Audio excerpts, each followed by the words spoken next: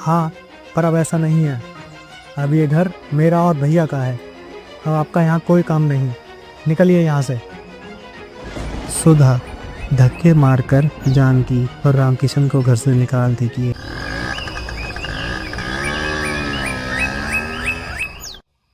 ये कहानी है रामकिशन के परिवार की। रामकिशन उदयपुर नाम के एक गांव में अपनी पत्नी और अपने बच्चों के साथ रहता था। अरे जानकी, और कितनी देर लगाओगी तैयार होने में? जल्दी करो, मंदिर जाने में देर हो रही है। अजी आ रही हूँ। घर में 50 काम होते हैं, वो सब भी तो मुझे ही करने पड़ते हैं। जानकी घर से बाहर आती है और रामकिशन उसे देखता है और देखता ही रह जाता है। अरे आज तो बहुत सुंदर लग रही हो। अजी कहीं ना, आपकी तो आदत है बातें बनाने की। अब नहीं हो रही है आपको देर, चलिए अब। ये कहकर रामकिशन और जानकी घर से मंदिर के लिए निकल जाते हैं।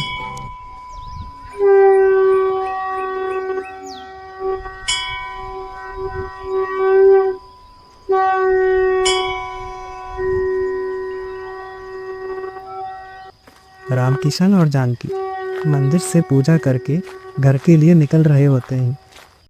तभी उनके पास एक बच्चा आता है। बेटा, तुम्हारे मम्मी पापा कहाँ हैं और तुम यहाँ अकेले क्या कर रहे हो? बच्चा उदास होकर कहता है, माँ जी, कुछ खाने को दे दीजिए माँ जी, 2 दिन से कुछ नहीं खाया है। कहाँ रहते हो बेटा तुम? माँ जी, दिन में यही मंदिर के पास रहता हूँ और रात में जहाँ जगह मिलती है वहीं पर सो जाता हूँ। क्या हुआ जानकी, क्या सोच रही हो? जी सुनिए, मैं सोच रही हूँ क्यों ना हम इस बच्चे को अपने साथ ले चले और इसे भी वही प्यार और वही शिक्षा दे जो हम अपने बेटे रमेश और महेश को दे रहे हैं। बिल्कुल सही सोचा है। हमारे इसी स्वभाव की वजह से हमारा घर मंदिर बन गया है। बेटा, मुझे अपनी माँ और इनको अपना पिताजी बनाओगे? मैं रोज देवी माँ से कहता था कि मुझे मेरी माँ से मिला दो। आज उन्होंने मेरी सुन ली। मैं आपके साथ जरूर चलूंगा। तीनों मुस्कुराते हैं और साथ में घर आ जाते हैं। ऐसे ही 10 साल बीत जाते हैं और रामकिशन भी बूढ़ा हो चुका होता है। एक सुबह रामकिशन और जानकी दोनों हॉल में बैठ के चाय पी रहे हैं। अब तो हमें कोई चिंता नहीं है। हमारे रमेश की इतनी अच्छी नौकरी जो लग गई है। और ये सब उसकी कड़ी मेहनत का फल है। और साथ ही आपकी भी। आपने अपने बच्चे को पढ़ाने के लिए कितनी मेहनत की है ना दिन देखा ना रात, सिर्फ मेहनत करते रहे। आज ये सब आपकी ही मेहनत का फल है। हाँ, पर अब मुझे चिंता नहीं, हमारे बच्चे सब संभाल लेंगे। 2 साल हो गए उसकी नौकरी लगे हुए, जब से शहर गया है आया ही नहीं। अरे तुम्हें नहीं पता, बड़ा अफसर है ना, तो काम भी बहुत होगा उसके पास। आ जाएगा जब उसके पास समय होगा, तुम परेशान मत हो। अरे माँ बाहर आओ, जल्दी देखो कौन आया है। दोनों बात कर ही रहे थे कि तभी बाहर से रमेश की आवाज आती है।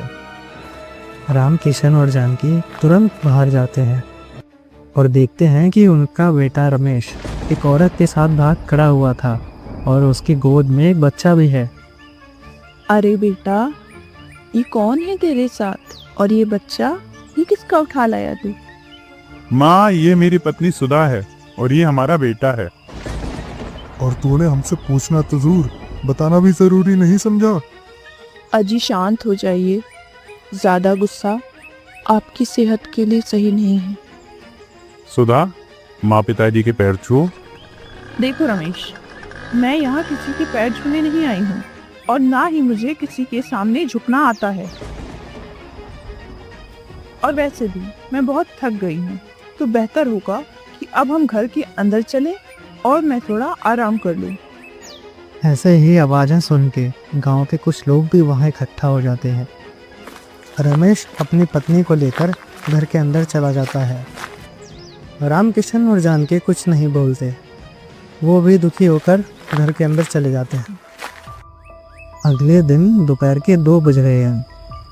तभी सुधा अपने कमरे से निकलकर बाहर आती है। जानकी सुधा को देखकर कहती है, बहुत देर से उठी हो, तबीयत तो ठीक है ना? तबीयत खराब हो आपकी, मैं एकदम ठीक हूँ और मैं हमेशा इसी टाइम पर उठती हूँ। क्यों, आपको कोई दिक्कत है क्या? तो बहू, रमेश दफ्तर क्या खा के जाता है और क्या लेके जाता है? वो अपने लिए खाना बनाकर ले जाते हैं और मेरा खाना भी बनाकर रख देते हैं। तो तुम घर का बाकी काम करती होगी। अरे भला मैं क्यों काम करूंगी? आपका बेटा ही सारा काम करके जाता है। बहू, पर ये तो गलत बात है ना, तुम्हें उसकी मदद तो करनी चाहिए।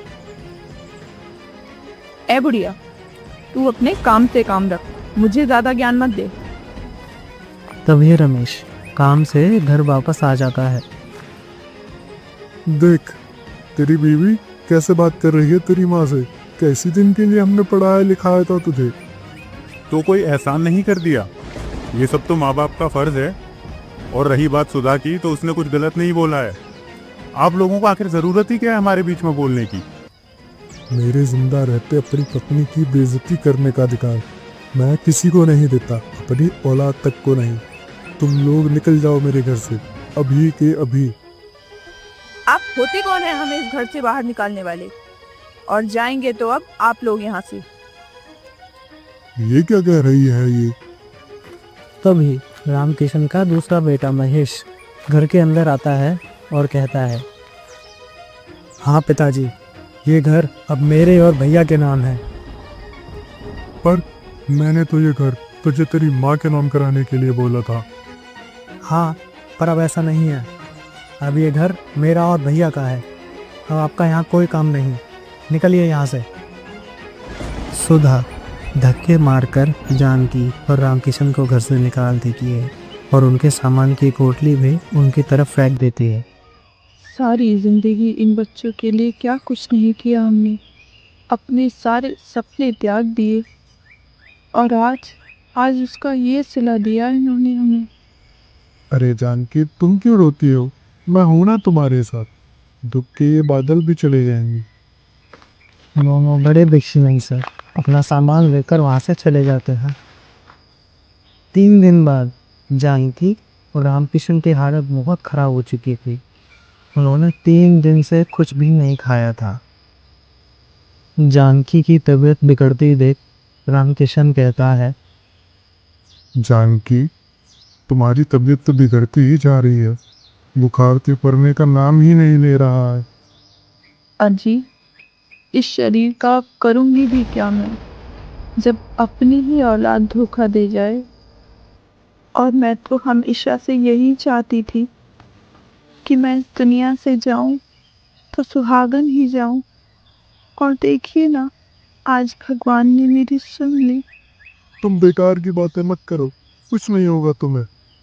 और ये क्यों नहीं सोचती कि तुम्हारे सिवा मेरा है ही कौन?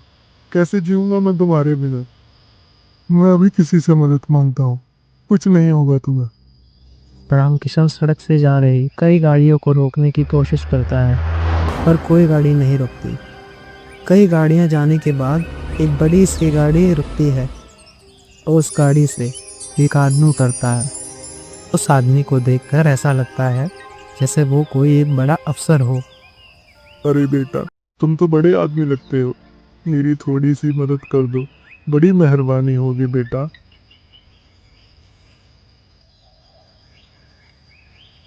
अरे बेटा, क्या हुआ? तुम क्यों रो रहे हो? पिताजी, आपने मुझे पहचाना नहीं? मैं आपका अपना कृष्णा हूँ। रामकिशन चौंक के कहता है, कृष्णा, तू कितना बड़ा हो गया रे तू? पिताजी मैं घर गया था, वहाँ जाके भैया से पता चला कि आप लोग तीर्थ यात्रा पर गए हैं।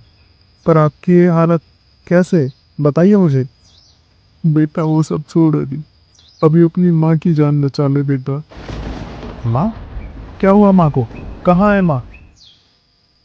कृष्णा जानकी की हालत देखकर बहुत दुखी होता है और तुरंत अपने साथ अपनी गाड़ी में अपने घर लेकर आता है और अपने घर ले जाकर डॉक्टर से उसकी माँ का इलाज करवाता है।